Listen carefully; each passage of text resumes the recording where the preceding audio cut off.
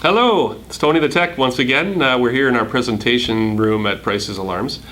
Today I'm going to show you how to change the battery on your DSC Neo wireless motion detector.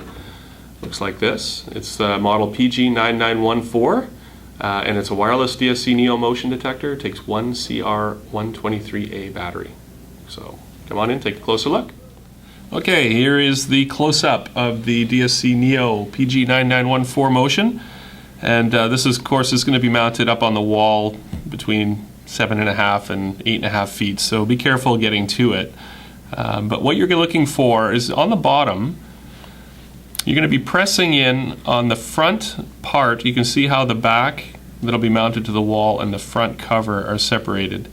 And you're going to be pushing just right on this little spot here, which will release the front cover from the back, just like so.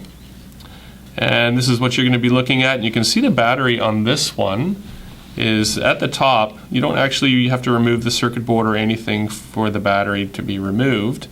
And it's just being held in by these metal clips. So you could probably just go ahead and pull that out of there like that. And grab your replacement CR123A battery. And if you've forgotten which way you took it out, it will show you a positive at the end there, which is the positive side of the battery right there. So you can go ahead and just push that back in. You'll probably see an LED come on to indicate that it's getting repowered. And you go ahead and put the cover back on. So top first, just feel it kind of slide in and it should just snap closed. Just like that. Just make sure that it's on there, maybe give it a bit of a tug.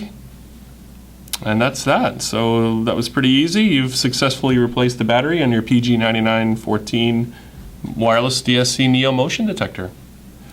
So thank you once again. It's Tony the Tech from Prices Alarms. We'll see you on the next video.